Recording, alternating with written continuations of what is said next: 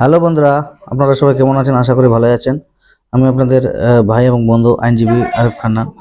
আহ, আমার এই আইনিমূলক পরামর্শ আপনাদের যদি ভালো লাগে থাকে তবে অবশ্যই চ্যানেলটি সাবস্ক্রাইব করে রাখবেন এবং সঙ্গে লাইক এবং শেয়ার করতে ভুলবেন না। তবে চলুন দেরি না করে আমরা আলোচনা শুরু করা যাক। আজকে যে মূল বিষয়টা হচ্ছে সেটা জমি বিবাদের জেরে যে জোর যে যে 144 ধারা লাগানো হয়ে থাকে সেই 144 ধারা কি বা সেই 144 ধারা নিয়ে আজকে আমরা আলোচনা করব এবং আপনারা কোথাও স্কিপ না করে পুরোপুরি ভিডিওটা দেখতে দেখুন, যাতে করে আপনাদের কথা বুঝতে অসুবিধা না হয়। তবে চলুন আলোচনা শুরু করা যায়। জমি বিবাদের সেকশন 144 কী কারণে লাগানো হয়, এই সমস্ত বিষয় আমি এই ভিডিওতে তুলে ধরার চেষ্টা করব। জমি বিবাদের জমির কোনোরূপ বা কোনো রকম বিবাদ চললে সেক্ষেত্রে সেকশন 144 শান্তি বজায় রাখার জন্য বা কোনো ইমার্জেন্সি পরিস্থিতি থেকে বাঁচার জন্য সেকশন 144 ধারা লাগানো হয়ে থাকে। ধরুন আপনার একটা ল্যান্ড আছে, সেটা অন্য এক ব্যক্তি বলছে সেটা তার, বা সেই ডিসপুট ল্যান্ডটা কেউ জোরপূর্বক দখল করার চেষ্টা করছে, সেক্ষেত্রে সেকশন 144 লাগানো হয়। যখন সেই ল্যান্ড এর উপরে সেকশন 144 হয়ে থাকে তখন সেই জমির উপর কোনোরূপ কাজ করা যাবে না। সেটা আপনার হোক বা যে জোরপূর্বক দখল করতে চাইছে সেও কিন্তু কোনোরূপ কাজ করতে পারবে না। সেটা কনস্ট্রাকশন রিলেটেড হোক বা কৃষিকাজ রিলেটেড হোক, কোনো রকম কাজ কিন্তু সেখানে করা যাবে না। পুরোপুরি স্টে লাগানো হয়ে থাকে। এই যে সেকশন 144 সেটা কিন্তু এসডিও কোর্ট থেকে হয়ে থাকে এবং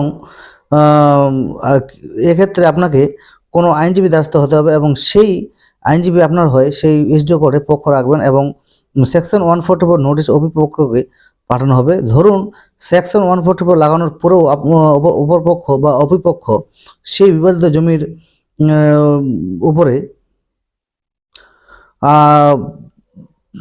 বিবাদিত জমির উপরে এটাও জমি বা ল্যান্ড, সেই বিবাদিত জমি বা ল্যান্ডের উপরে কাজ করেই চলেছে, সেক্ষেত্রে আপনারা কি করবেন?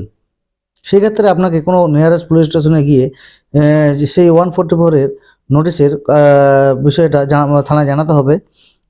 আরেকটা বিষয় হচ্ছে এই যে সেকশন 144 এর লিমিটেশন হলো 6 মাস, মানে 6 মাস পরে 6 মাস জারি থাকে সেই ডিসপুট ল্যান্ডের উপরে। মানে যেই দিন থেকে সেকশন 144 লাগানো হয় সেই দিন থেকে ঠিক 6 মাস পর এর ভ্যালিডিটি শেষ হয়ে যায়। এটা নির্ধারিত বা লিমিটেড। এটা 6 মাস এর বেশিও হয় না, আবার 6 মাসের কমও হয় না। যেই দিন থেকে 144 লাগানো হয় তার 6 মাস পরে অটোমেটিক্যালি আনভ্যালিড হয়ে যাবে। আপনারা যদি মনে করেন যে কোনো ডিসপুট জমি বা সেটা কৃষি জমি হোক বা অকৃষি জমি হোক, যদি এই ধারা লাগাতে চান তাহলে অবশ্যই এই ধারা লাগাতে পারেন এবং এসডিও কোর্টের দ্বারা এই মামলার ডিক্রি দেওয়া হয়ে থাকে। এবার যেই পক্ষ ডিগ্রি পাবে তারপরে সেই ডিসপুট ল্যান্ডের উপরে সেই ব্যক্তি কাজ শুরু করতে পারবে, সেটা কৃষিকাজ রিলেটেড হোক বা কনস্ট্রাকশন রিলেটেড হোক। যার পক্ষে রায় আসবে সেই অনুপাতে সেই ব্যক্তি কাজ শুরু করতে পারবে।